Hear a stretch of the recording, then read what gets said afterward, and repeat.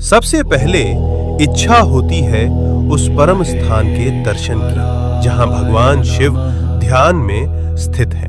कैलाश पर्वत उनका परम आसन। ये कोई साधारण पर्वत नहीं बल्कि भगवान शिव का साक्षात रूप है। इसके चरणों में है मानसरोवर, मीठे जल की पवित्रता, और राक्षस ताल, खारे जल की रहस्यपूर्ण गहराई। इतने पास फिर भी एक मीठा एक खारा, जैसे भगवान शिव के भीतर संतुलित दो स्वरूप। अब हम पहुंचते हैं उस तपोभूमि पर जहां भगवान शिव और माता पार्वती ने विवाह के बाद ध्यान लगाया। ये है आदि कैलाश, उत्तराखंड के ऊंचे हिमालय में स्थित, जहां आज भी उनकी ध्यान ऊर्जा का कंपन महसूस होता है। यही है गौरी कुंड और पार्वती सरोवर। ये पर्वत नहीं, शिव पार्वती की जीवित उपस्थिति का केंद्र है, इसलिए कहलाता है छोटा कैलाश।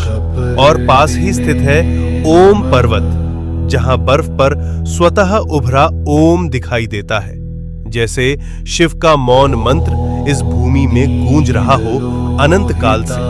अब हम बढ़ते हैं हिमाचल की उस रहस्यमयी चोटी की ओर जहां विराजमान है स्वयं भगवान शिव, जिसे कहा जाता है मणि महेश कैलाश। इस पर्वत की चोटी से दिखाई देती है एक दिव्य मणि। मान्यता है जब भगवान शिव प्रसन्न होते हैं तो ये मणि दिव्य तेज प्रकट करती है, जो भक्तों के जीवन में भर देती है एक दिव्य प्रकाश। इसके चरणों में स्थित है पवित्र मणि महेश झील, जहां हजारों श्रद्धालु हर वर्ष स्नान करते हैं और भगवान शिव का आशीर्वाद प्राप्त करते हैं। अब हम पहुंचते हैं हिमालय की उस ऊंचाई पर जहां की हवा भी हर हर महादेव का जप करती है। यह है श्रीखंड महादेव। यहां स्थित है एक भव्य प्राकृतिक शिवलिंग।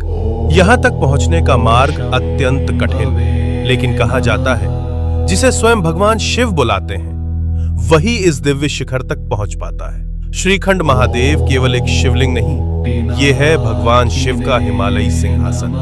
अब हम पहुंचते हैं भगवान शिव के एक और दिव्य धाम पर, हिमाचल की उस रहस्यमयी भूमि में किन्नौर कैलाश। यहां स्थित है सदियों पुराना एक विशाल शिवलिंग, जो अपने आप में अपार ऊर्जा समेटे हुए। और कहा जाता है यात्रा के दौरान कई भक्तों को ब्रह्म कमल के दर्शन भी हुए हैं। ओम नमः शिवाय।